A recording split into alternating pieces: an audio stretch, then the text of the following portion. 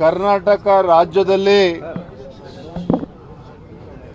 ಯಡಿಯೂರಪ್ಪನವ್ರನ್ನ ಸನ್ಮಾನ್ಯ BS ಯಡಿಯೂರಪ್ಪನವ್ರನ್ನ ರೈತ ನಾಯಕನನ್ನ ಯಾವ ರೀತಿ ಈ ನಾಡಿನ ಜನ ಪ್ರೀತಿ ಮಾಡ್ತಾರೋ ಗುರುತಿಸ್ತಾರೋ ಈ ನಮ್ಮ ಯಡಿಯೂರಪ್ಪನವರು ಬಳಸಿರ್ತಕ್ಕಂಥ ಅಂಬಾಸಿಡರ್ ಕಾರ್ CKR 45 ಇದನ್ನು ಕೂಡ ಎಲ್ಲರೂ ಕೂಡ ಪತ್ತೆ ಹಚ್ತಾರೆ, ಗುರುತಿಡಿತಾರೆ. ಕಾರಣ ಏನಪ್ಪ ಅಂತ ಹೇಳಿದ್ರೆ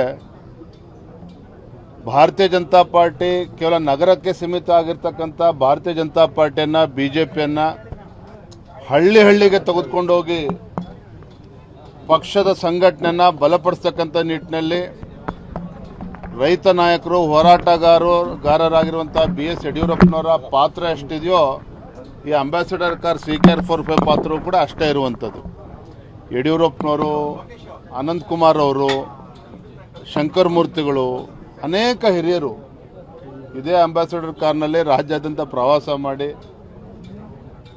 ಆ ದಿನಗಳು ಹೇಗಿತ್ತು ಅಂತ ಹೇಳಿದ್ರೆ ಗುಂಡಿಗಳು ಇರ್ತಾ ಇರ್ತವೆ ವಿನಃ ರಸ್ತೆಗಳು ಯಾವಲ್ಲೂ ಕೂಡ ಸಿಗ್ತಾ ಇರಲಿಲ್ಲ.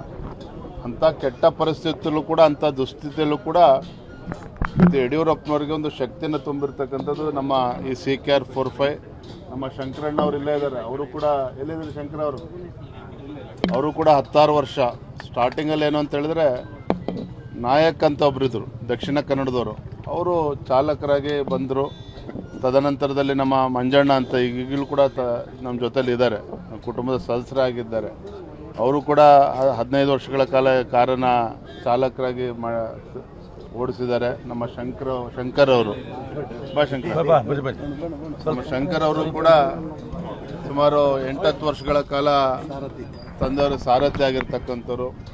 ಬಟ್ ನನಗೆ ಇವತ್ತು ಕೂಡ ನೆನಪಿದೆ, ಒಂದ್ಸಲ ಸನ್ಮಾನ್ಯ ಯಡಿಯೂರಪ್ಪನವರು ಮುಂಜಾನೆ ಬೆಳಗಿನ 5 ಗಂಟೆಗೆ ಶಿವಮೊಗ್ಗದಿಂದ ಬೆಂಗಳೂರು ಹೊರಟಿದ್ರು. ನಾಯಕ್ ಅಂತ ಏನಿದ್ರು ಚಾಲಕರು ಅವರೇ ಇದ್ದರು, ಸಾರಥಿ. ಯಡಿಯೂರಪ್ಪ ಒಬ್ಬರೇ ಹಿಂದ್ಗಡೆ ಬೆಳಗ್ಗೆ 6-6:30 ಪತ್ರಿಕೆ ಓದ್ತಾ ಇದ್ರು. ಆ ಟೈಮಲ್ಲಿ ಕಾರು ಟಾಪಲ್ ಆಗಿತ್ತು, ಆದರೆ ಯಾರಿಗೂ ಏನೂ ತೊಂದರೆ ಆಗಿರಲಿಲ್ಲ.